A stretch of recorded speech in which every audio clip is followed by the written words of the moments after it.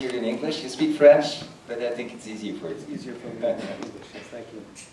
Max, it's great to have you because you're a great photographer. Thank you. You don't do this very often. It's quite an exercise, I think. Well, it's an honor to be here. It's actually the first time that I'm doing this in Montreal. It's great to be here, thank you. And I think it's great also because you're a great Canadian photographer. Right. From Quebec, you're in Montreal. But you were born somewhere else, in Tehran. And you were there for many years. Yes, I was there. I was born in Iran, in Tehran. I left Iran when I was 15 years old. Went to Germany. And from Germany, I came here when I was 20. And the journey began. Was there this notion of photography when you were in Tehran? Or this notion that maybe one day you would do something about that? Yes, it was. I was always interested in my mother's fashion magazines. And at one point, when I was 10 years old, my father came home with a camera. And I took a love to it right away. I started photography. Taking pictures of flowers, of streets, family photos and whatnot. And it's really, everything started there. After when I left to Germany, everything came to a pause. I didn't do anything. And when I came to Canada, about 6 or 7 years later, again, somebody had a camera to sell, and I bought it, and everything woke up again. What is special is when you moved, you didn't speak neither English or French. No. You were in Germany, so I suppose that you learned German at one point. And then you come here to Montreal. I presume it's a shock. The weather is very different. The weather is definitely a shock. The people somehow. The weather is still a shock every year. You're still here. It's a good sign. I love it. But what did you feel? What was your first feeling or impression of the city? Because also, I suppose it was a challenge, meaning you left your country, probably because it was difficult over there. Right. You know what happened? A change of government, becoming a very strict government. And then in Germany, I suppose it was not that great for the family, so you decided to come to Montreal. Right. So it's a change in your life, a change for your family, for everything. So what was your first impression of the city?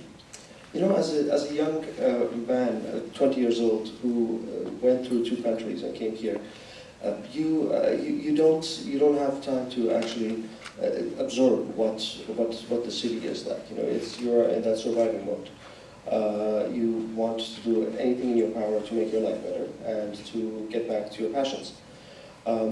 Later on, when I started to get familiar with Montreal and with Quebec and with Canada, I think that we have one of the best cities in the world in here. We really do.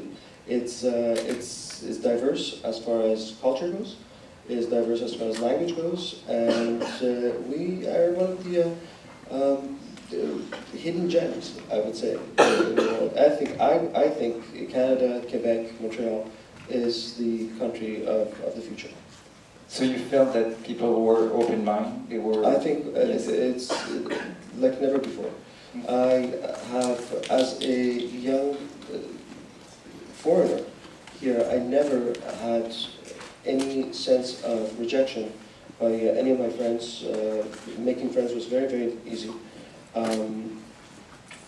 All the way to business. When I started my business, when I started my photography, it was always received with open arms. Obviously, you have to work hard for it. Obviously, you have to show your product, what you're promising. But yeah, I think it was a positive, altogether experience. I know you don't talk very often about that, but it was very humble or humbling when you arrived here. You worked in a restaurant. You didn't speak the language, so you were really not in the fashion business and taking pictures. No, I arrived here as naked as possible. No language, no money, no family structure. It was basically a new beginning from as you're starting a new life as a baby, but you're 20 years old. So being a photographer was not even an option No, not at that point. No, photography came when I bought that camera. It was probably 5 years after I was living in here. Was it a customer at the restaurant? Yes, I was working at a restaurant and we were talking, and somebody told me I have a camera, I have a Minolta. I said, would you like to sell it? He goes, yes. And I bought it for $100. And it all began. A couple of weeks later, I turned my basement to a dark room, and one of my friends suggested to me that I should take some courses at Dawson College. Visited Dawson College, picked up a course. 3 years later, I graduated, but I started my career before full graduation. 3 years later, I started to go knock on the model agencies' doors and offer my services for free to do testing for the models. And I was lucky enough to have some of them give me the opportunity. At the time, I was a big club kid, so you know a lot of my friends. They all wanted to be in fashion. Nice girls the makeup artist, exactly, the makeup artist and the models and the stylists. And it was a collaboration, going and borrowing clothes. You told me you learned a lot by yourself as well. Yes. You know, it was a good school, but you really learned because you did work outside the classroom. I think in any business, and I call it a business because it is a business. You know, a lot of people say, you know, it's art. It has nothing to do with business. No, it is. We are creating photography in order to sell a product and to deliver to a certain clientele. I think in every business it's important to have that, right? So in order to become one, you need to practice and practice and take pictures all the time, and mostly at the beginning to find, I suppose, the right colors and the lighting and to explore as well, to make mistakes as well. You have to make it your own. Exactly. You have to. It's funny because I remember once I was talking to somebody. I go, you know what? It's funny. I can use the same film and same light, but the pictures are getting better and better, and I'm doing the same thing, and I couldn't understand why. And finally, I understood. Okay, because I'm getting more comfortable with it. You know, it is getting better because you're fine-tuning it, and it's endless. Like you can just go on and on and on, and you always photography, especially back then, was a big part of photography was chemistry, right? You know, you're shooting a film, you overexpose it, underexpose it, the chemical, if it's hotter or if it's colder or whatnot, 2 seconds later, it's a chemical reaction. So every single time is different. It's never consistent, 100%. So yeah, that's kind of. How do you find a style or a reflection of what you are? Because at one point people come to you, of course they've seen your work, but they also want a certain style or an idea, and they like the way you take photography. How does it come about? You see, every time I go back to my images and I choose the favorite ones, they're always the same, and they all go back to, for me, to things that I've loved when I was growing up. You know, it could be a movie that I loved and it impacted me, and subconsciously you create that, and then you see the movie about 3 years later, you go, oh my God, you know, I mimicked that lighting in that movie of 1960s or whatnot, right? So, and I think in art, this is what everyone, nobody creates it from within, you know. And yes, you do create it, but with influences of things that you have experienced and you have learned and you have seen in visual arts. Yeah, so I see that in my work. Do you decide, what's the main challenge when you take a picture? Is it to have the idea before, or it usually happens when it's there and the light is done and you start shooting? You do have the idea, but you have to have an idea before, right? You have to go in it with somewhat of a frame of mind that what you want to do. But most of the great shots happens far from that idea because it's fashion. Number one, it's. And there's a magic, there's something happening also, I suppose. It's fashion photography, everything goes, right? Everything should go in fashion photography, right? In photography altogether. Especially in fashion, it's supposed to be sexier, cooler, and you're supposed to push the boundaries. So when you go into the studio or on location or whatnot, you just have to let things flow. You cannot, I don't think, at least I don't do it that way. I don't like to block things, or if it's something that someone says, if the makeup artist has an idea, why blocking it? You know, we are here in order to create something new, create something that we haven't seen it. If it is for a creative process. If it's not, if it's for a commercial job, that's a different story. Obviously, you have the client, and the client has the client, and the bosses, and all that. You know, so you have to create a product that they have sold to their people, and that's a completely different animal altogether. We're gonna look at some of the pictures, and it's probably gonna be easier also to describe the magic that happened, or some of the mistake that became something else at the end, because it's the last picture and suddenly something happens before. You chose that one, the black and white one. I mean, this is a perfect example of that, right? You know, we chose, this was for a British magazine. We shot this in New York City. We had some, with the initial model, we had some challenges. I shot this model once in Montreal for a campaign for Le Chateau. She came to my mind because she was very expressive and energetic and whatnot. And we were shooting, the clothes is not really, it's interesting, but it's hard to shoot because there are big knits and coats and hats and masculine and whatnot. And she made it. She made it work. You know, we had a completely different direction first. We wanted to have it more static, more graphic and whatnot. And she started to jump up and down and give me all the different expressions. Now we have a quite different picture. I would say it's a Max Abadian picture in my mind.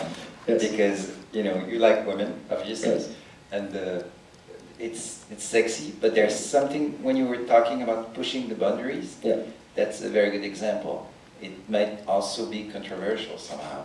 How do you deal with that? I'm sure there are some people saying, well, you went too far. But it's great it's published because it's great to have reactions as well. That's what I feel about the magazine. It should be now. I think it's all about that. It's all about reaction. It's about...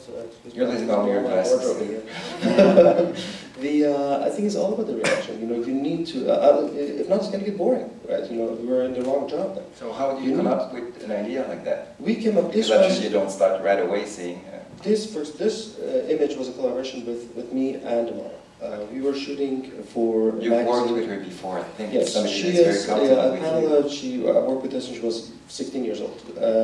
She came on set with her parents, and we did her test shoots, and I worked with her for many commercials, many editorials, and she's done very well for herself.